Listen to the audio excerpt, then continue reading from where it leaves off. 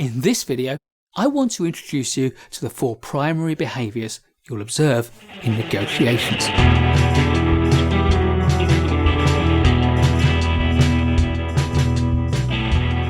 There may be 4 primary behaviours that you will observe during negotiations, but I would argue strongly that there's only one behaviour that you should adopt if you want to negotiate with integrity.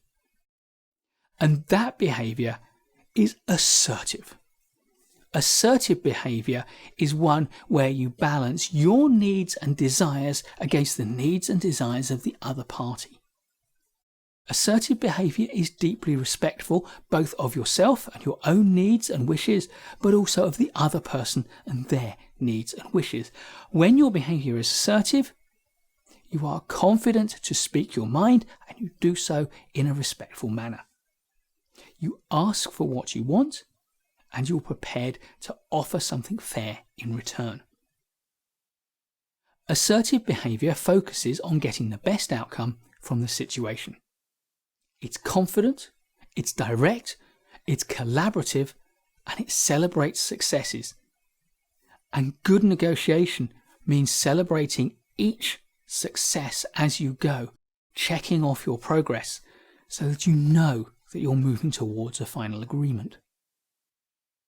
The second behaviour is aggressive behaviour, and that focuses on getting what you want at any cost. It's about beating the other person and coming out on top.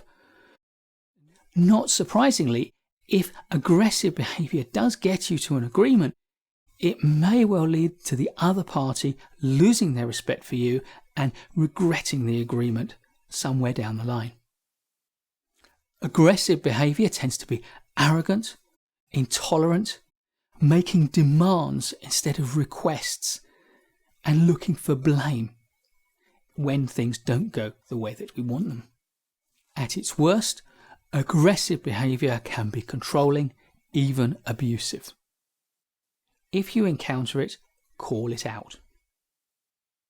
The third style of behaviour is passive behaviour. This focuses on not getting hurt and therefore on giving the other person more of what they want to avoid encountering difficult situations that make you uncomfortable.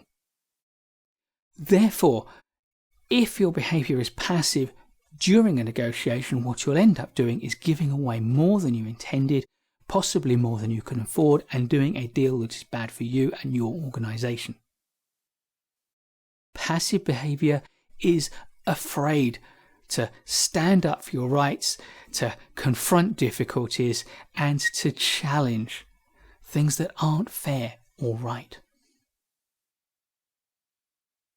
Ultimately, you can tell passive behaviour because when people are in that mode, they feel guilty about saying no.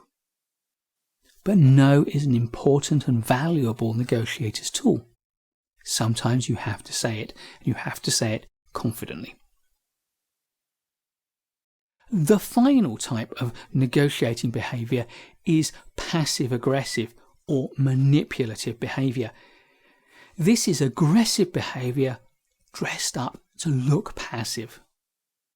It avoids taking responsibility for your own decisions, trying to make the other person feel guilty for things that you've done or situations that are out of everybody's control.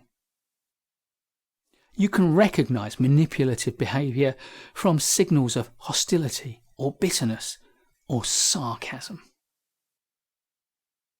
Manipulative behaviour can be blaming, but it can quite often find another to blame. Rather than directly blaming you, which of course lets my aggression out of the bag, I might blame someone else so that we've got a common enemy. I'm manipulating you to not take responsibility for the situation and how you respond, because I don't want to do that myself. Be aware that at its worst, manipulative behaviour can be deceitful. You can get small lies or you can get big lies. But when there is manipulative behaviour, you cannot trust the other person because they are not what they seem to be. They're posing as someone who is passive, their behaviour is truly aggressive, but they are not being straight with you. They're not confident to say what they think.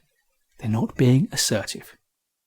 For high integrity negotiation, there is only one behaviour to exhibit, and that's assertive behaviour. Be open, direct, and confident. Take responsibility for yourself and your choices, and be respectful to everybody around you. Please give us a thumbs up if you like this video. There's loads more great management courses content to come, so please subscribe to our channel and hit the notification bell so you don't miss any of it. I look forward to seeing you in the next video, and in the meantime, keep learning.